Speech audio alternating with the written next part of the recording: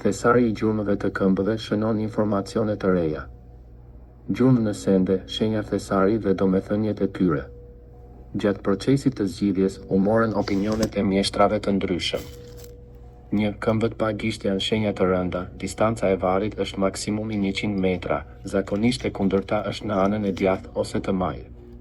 Sa somë është gjatësia e këmbës, kjo mund t'i jap distancën varit.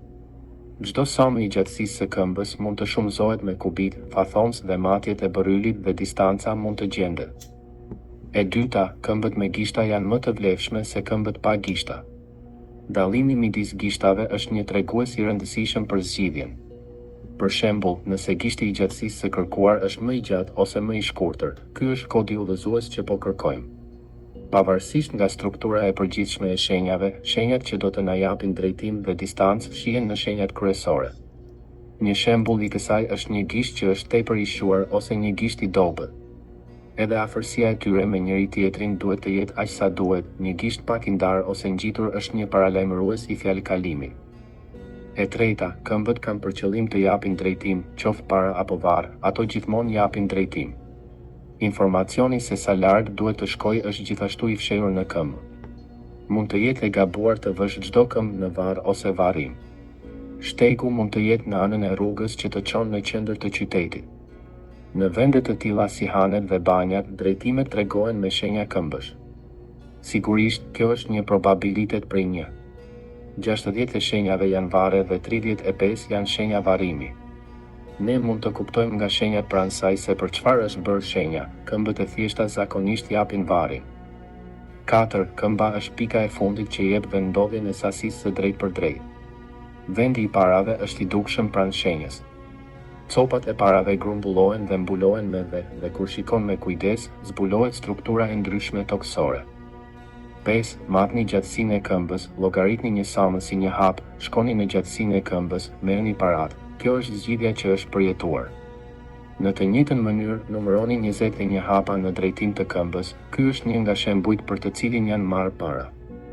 Shenja e thesarit të gjurmëve të këmbëve që do të thotë lexo më shumë. 6. Prona e këmbës në tokë të shesh është në tokë të shesh. Ajo thotë se mallrat që janë në shkëmbim vertikal diagonal janë sipër. Nëse gjeni një shenjë këmbësh me kokën poshtë mbi shkëmbim të thepisur, ky është një paralajmërues I hyrjes së shpellës. Shpellat janë përgjithsisht shpella të hapura dhe janë mjaft të mëdha për të futur drejt për drejt në këmbë.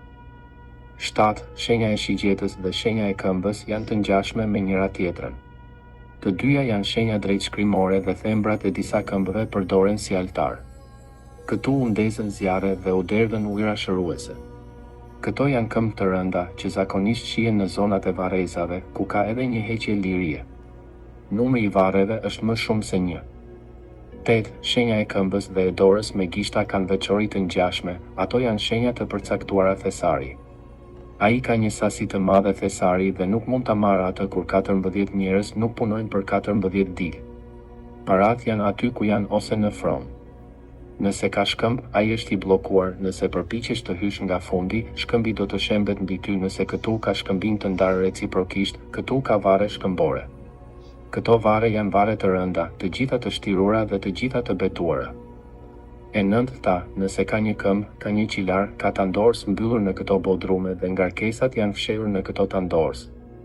Këto janë zona varrezash dhe varret janë zbukuruar me shenja insigne. 10. Nëse njëra këmbë është e thjeshtë në tokë të shesh, tjerësia e kundërt jep kodrën.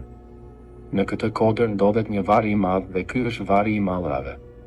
Sasia e përgjithshme e mallrave është 2 mushka. Vëmendje, emri I kësaj kodre është vën kodër. 11. Shenja e këmbës nuk duhet ngatëruar me dvendjet e gjata. Nëse ka një varr pranë këmbës, këtu është një varr, varri është shumë afër. Nëse nuk ka dorëheqje në anën e këmbës dhe thembra është skalitur në mënyrë të dallueshme, ky varr është kërkuar në shpinë. Vini re se pjesa e përparme e thembrës është gjithashtu shumë e zbrazët. Këtu ka 2 varre që të dyja janë mbrapa.